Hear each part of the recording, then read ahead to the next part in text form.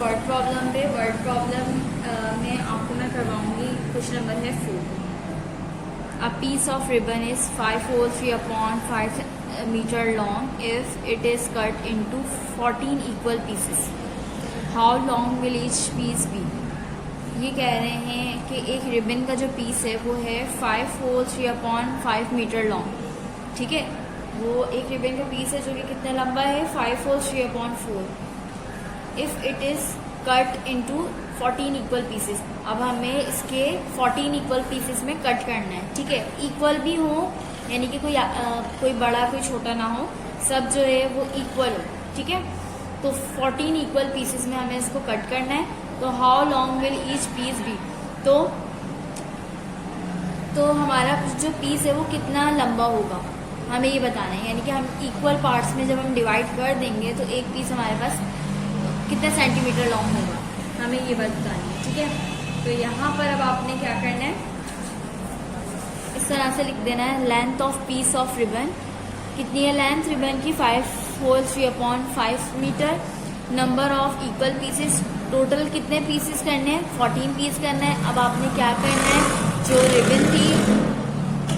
जो रिबन थी आपके पास, उसको डिवाइड कर देना है कितने पीसेस में, 14 पीसेस में। तो आपने लिख देना है 5 होल 3/5 डिवाइड बाय 14। यानी कि हमने यहाँ पे ले लिया length of piece of ribbon और यहाँ पे ले लिया नंबर ऑफ इक्वल पीसेस। यानी कि हमारे पास टोटल जितने पीसेस करने हैं वो, और जो हमारे पास रिबन की लेंथ है हमने वो ले ली। ठीक है, लेंथ ऑफ ईच पीस, यानी कि हमें अब बताना है कि एक पीस की कितनी लेंथ हुई होगी इक्वल। ठीक है, तो यहाँ पे पहले आपने इसको होल नंबर को चेंज करने के लिए फ्रैक्शन फॉर्म में 5 5 25 में 3 ऐड करेंगे तो आपके पास आ जाएगा 28।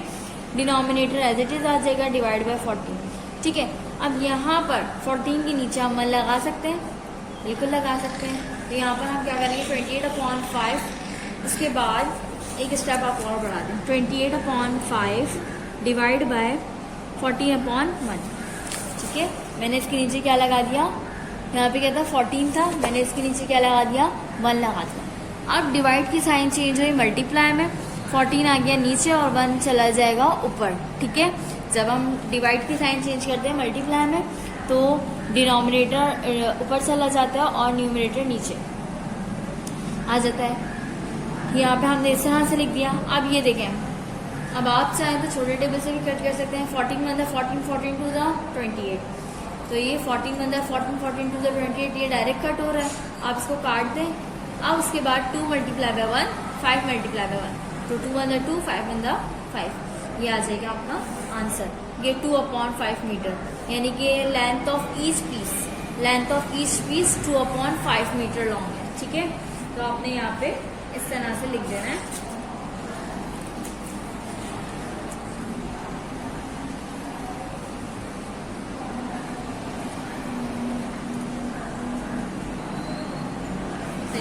लेंथ ऑफ ईच पीस, ये आपका आंसर है। उसके बाद अब आप यहाँ पर देखें, उसके बाद यहाँ पे लिखा हुआ है क्वेश्चन नंबर 2 देखें।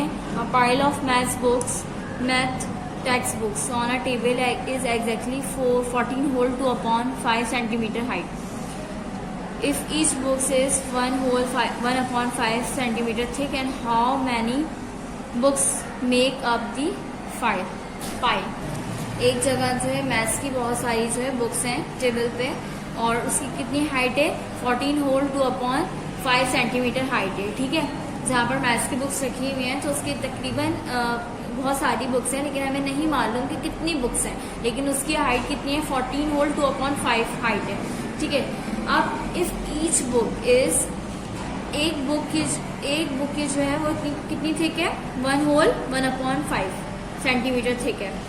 अब हमें ये बताना है कि कितनी बुक्स वहाँ पर होंगी।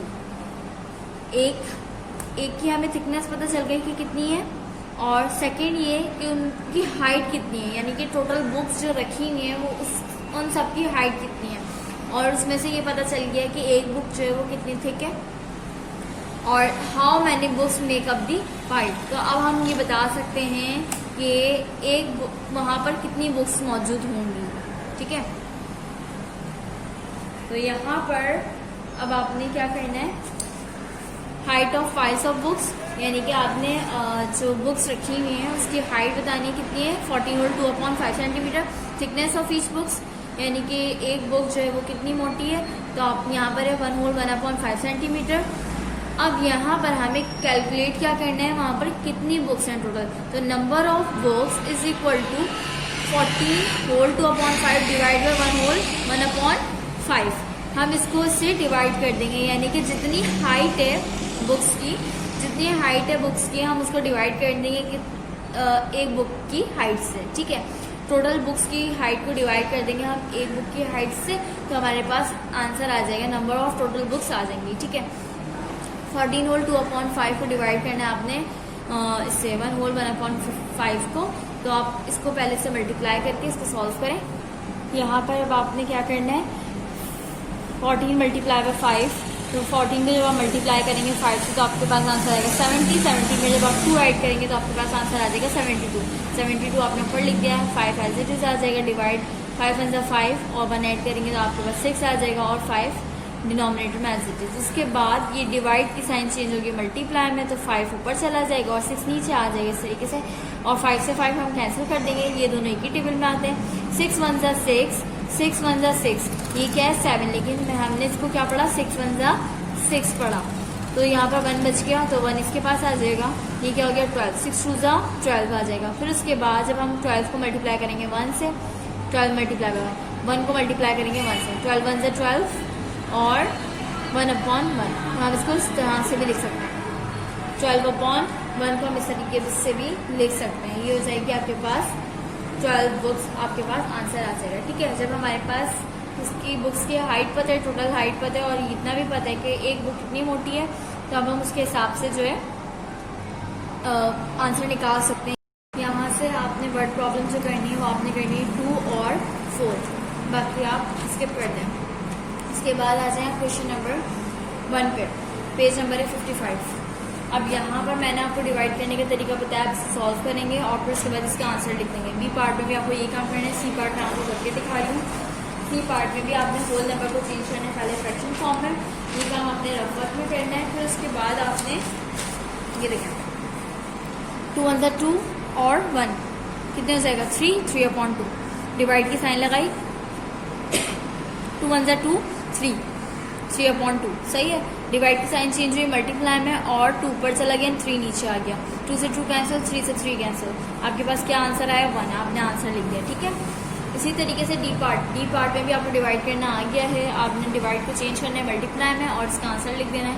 इसके बाद ई पार्ट पे देखें, ई पार्ट पे लिखा हुआ है dash divide by 9 is equal to 1/3। हम हमेशा क्या करते थे, जब हमारे पास एडिशन का कोई सवाल आता था, ऐसा आता था अगर हमारे पास 5 dash plus 3 is equal to 8, अगर मेरे पास ऐसा सवाल आता है dash plus 3 is equal to 8, तो मैं क्या करती थी 8 में से 3 माइनस करवा दिया करती थी, तो मेरे पास आंसर आ जाता था कि मुझे क्या लिखना है। ठीक है, अब यहाँ पर डिवाइड है, तो अब यहाँ पे हम क्या करेंगे, ये वाला जो है यहाँ पे डिवाइड हो रहा है, वहाँ पे हम क्या कर देंगे मल्टीप्लाई, जैसे वहाँ पर एडिशन का होता था। अब यहाँ पर अगर हमारे पास कोई सवाल था, इस तरीके से मैं आपको करके दिखाती हूँ।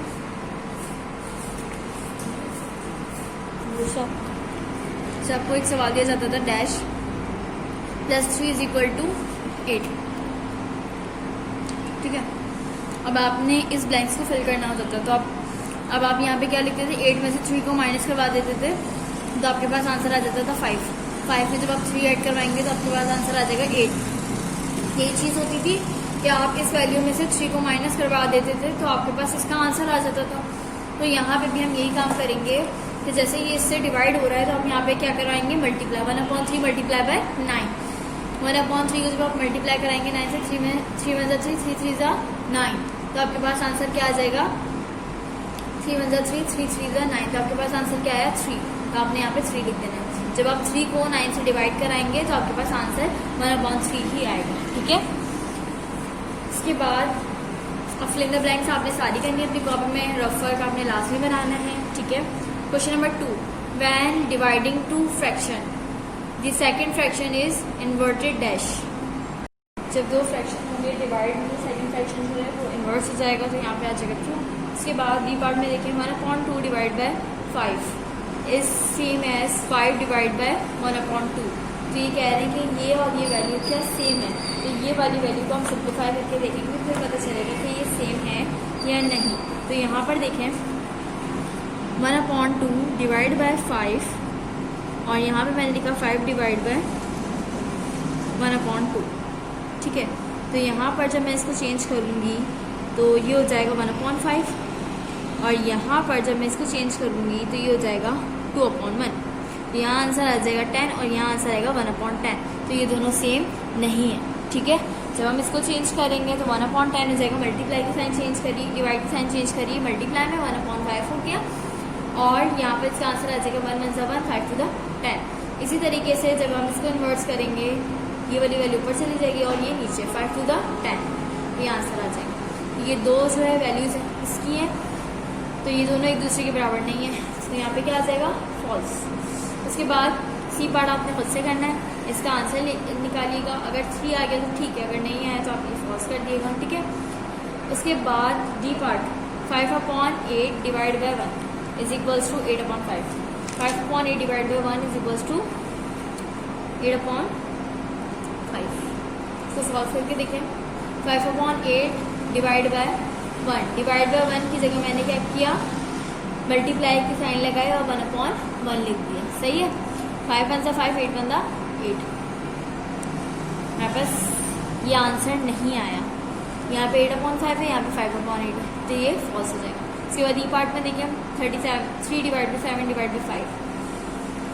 अब यहाँ पर इसको चेंज करेंगे, मल्टीप्लाई में चेंज करेंगे, 5 ऊपर है तो नीचे आ जाएगा और यहाँ पे क्या है 1 है तो ये ऊपर चला जाएगा, ठीक है।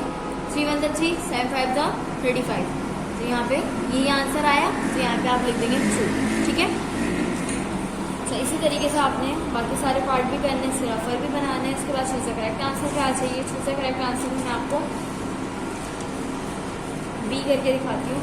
ए आप खुद करिएगा, इस होल नंबर को पहले फ्रैक्शन में चेंज करिएगा, फिर उसके बाद इसका आंसर निकालिएगा, इन 4 ऑप्शन में से एक आंसर को टिक कर दीजिएगा। बी देख लें आप, बी में आप 11 डिवाइड बाई 4 होल 2/5।